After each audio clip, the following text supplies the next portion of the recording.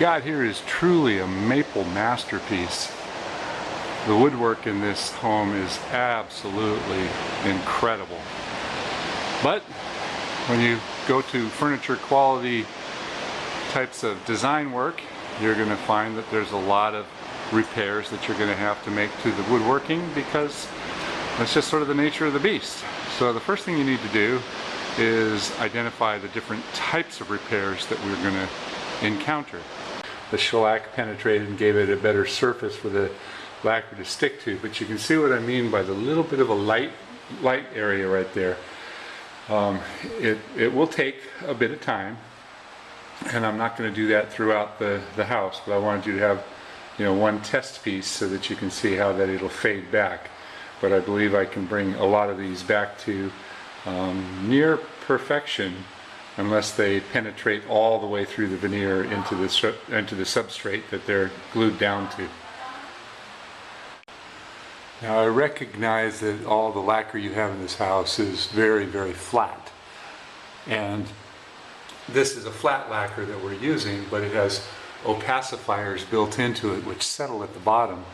And even though I stir them up, you can never get it right back to the exact same level of flatness.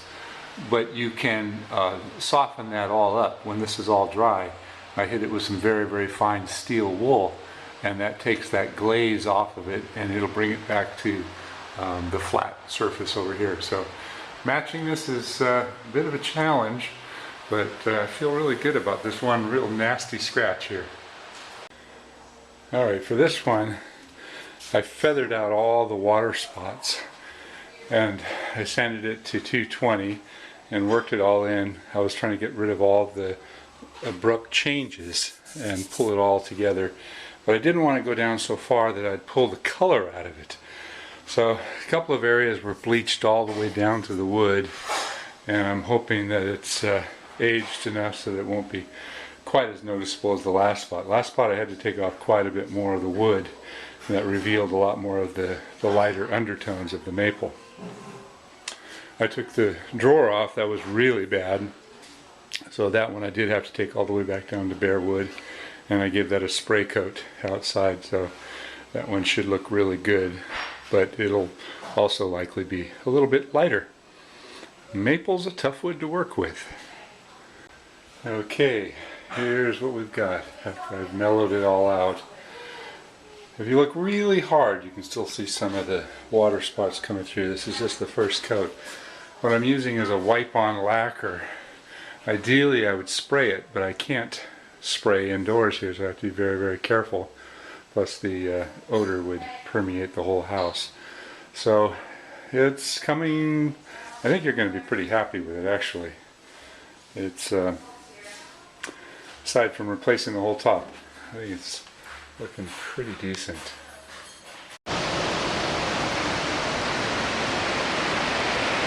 Yes.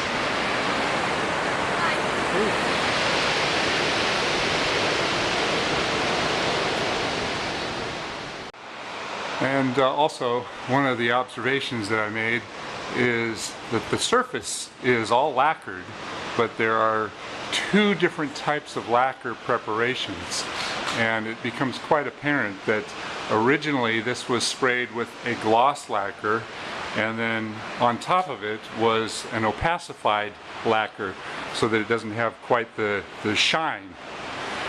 And that's great, except that when you have two layers or multiple layers and the bottom layer is a shinier layer, as you're working on the top layer, you can take off some of the opacified surface and reveal the shine. Now, lacquer is lacquer, and the amount of shine is dependent upon what is put in the lacquer. You know, an opacifier is basically like almost a clay-like material that cuts down on that chatoyance and that real brightness, and it actually kind of muddies the lacquer. And if that's the final finish that you put on there, you'll get a real, you know, dulled down surface. But I can see that this whole house was sprayed, and there are some areas that were missed, so you've got, you know, we'll call them kind of hot spots. Now, I'm spending a bit of time going around and identifying with blue tape some of the worst areas and the most pronounced scratches. And the way you repair these scratches or imperfections in the wood is also very critical. Now here's a good example. Here is a dent, and the dent is actually all the way through the finish and into the wood. In order to finish this, I would have to take out all of the finish around here and level the indentation down to the wood so that I could reapply a finish and bring it back up. So do I want to do that? Not really. The reason I don't want to do it is because maple has a tendency to get deeper and darker with age. If you take it all the way down to the bare wood, it's going to leave a bright spot here, which will take, quite a few months for it to degrade back down to it. If it's such a pronounced bit of damage, then that's the right approach. If it's a real subtle bit of damage like this here and this here, then it's better to just add a little bit of lacquer to this and kind of feather it out and work it in without taking everything off down to the wood. It'll still be noticeable, but not as noticeable. Now the amount of reflection that you've got on the wood also helps you to identify some of these marks. So you've got different types of marks here. Here's a surface mark where somebody scraped it with something red, and that is going to be very easy to repair because you could just take some 4/0 steel wool and lightly take this off. Up and through here, it's a little bit deeper where you can see that it's actually bruised the surface, the lacquer, and that's what's caused this discoloration here. You can feather this out and add a little bit more lacquer and bring it up, and then work it back down again, and you can mask that quite well. Another big problem here comes back to the original installers. You see these areas right here where they put putty between all the cracks, and they did not do a good job of cleaning off the putty before they did the final surface. Had they scraped it or sanded it and brought it all the way down so all this excess was not on there, then all you would have was this tiny little putty repair, but now you get these big globs. And unfortunately, because when it's first done, the maple is lighter, the lighter color putty matches the lighter maple. So you don't see these imperfections until the wood oxidizes and becomes deeper, but the putty stays the same color. Now here's an area where I've done a lot of repair work already, and most of this was done with steel wool and cleaning it all the way up because there was a lot of impact marks here, but it was mostly surface scratches. So there's still some of the sanding dust and the steel wool dust. It's actually lacquer dust as you're taking some of it off. So the final thing that I've got to do when it's all said and done is I've got to come in and wipe down all the surface. And you can actually dampen the rag that you wipe it down with naphtha. You would not want to use lacquer thinner. You want to use naphtha, which is a solvent that does not affect lacquer. So it's a really good way to clean it. It dries very clean. It takes off some of these surface marks, and it takes off all the dust. So very careful what kind of solvents you use.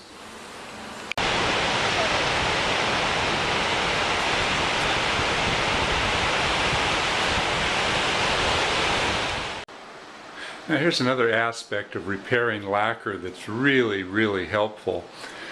It's important to recognize the degree of the damage. If it is a surface scratch just in the lacquer and it has not penetrated into the veneer, but it's a physical scratch into it like we have over here, adding more veneer more lacquer to fill these scratches will not work.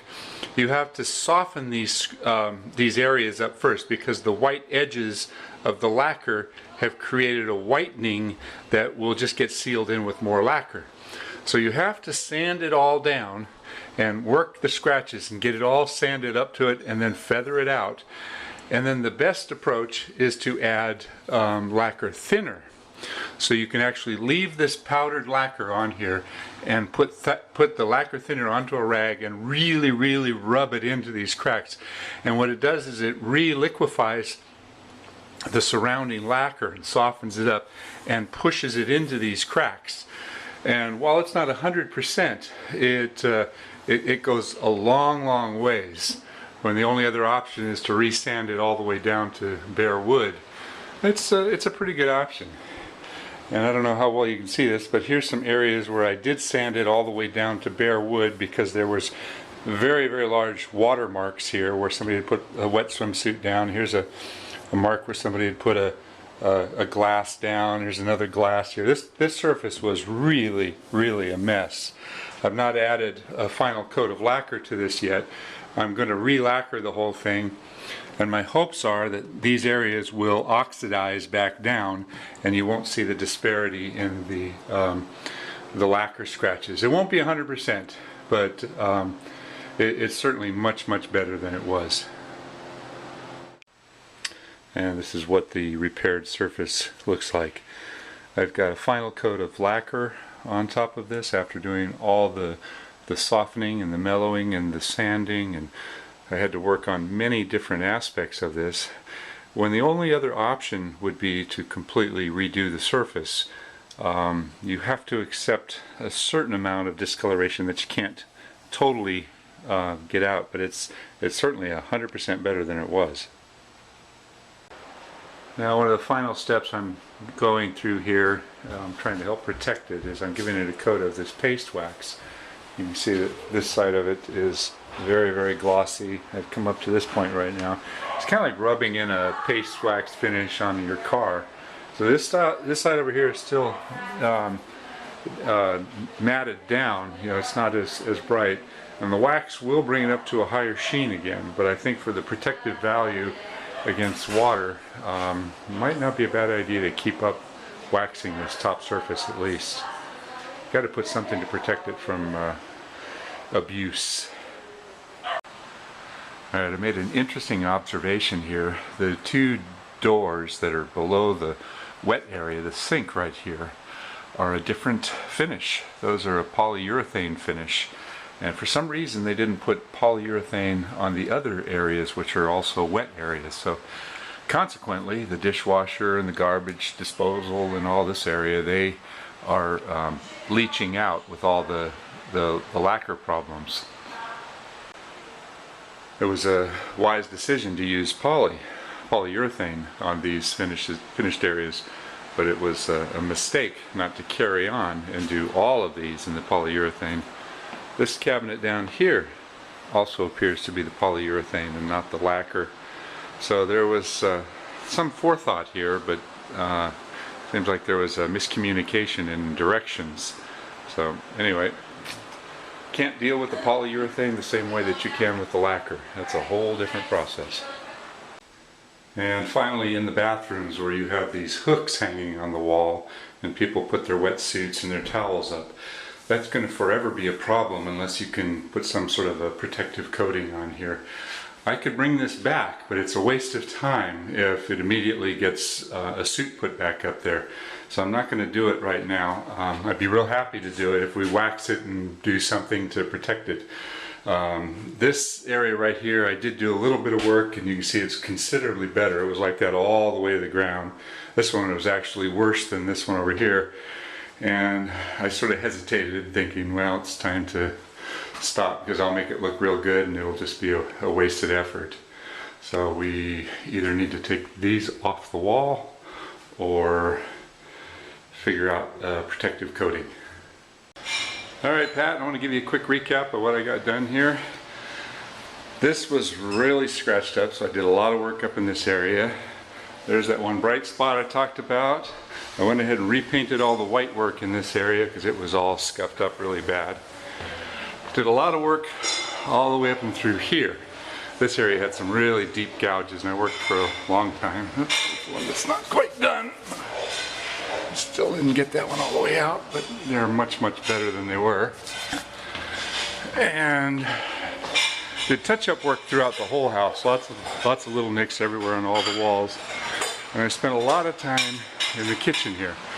Those two areas that are getting wet, both the dishwasher and the trash compactor, those probably should be waxed because the lacquer is going to fade again really quickly. I did do some work up on the two countertops up here, but those are also areas that as people put their glasses down or move the objects, it'll scratch. Those are always going to be a problem. And other than that, I think it's looking pretty good. Floor is your next bit of work that needs to be done here. I think that's going to have to be professionally re-sanded. There's a lot of gouges and scratches in that. But anyway. Stairs. Oh, can't forget the stairs. Alyssa did a lot of work over here for you too. She took it upon herself to get down here and spent a lot of time scraping all the moss as much as she could, and she got a scraper in there and she got all the calcium deposits, and it's considerably better. So Alyssa did her share too. Thanks, Pat, appreciate it.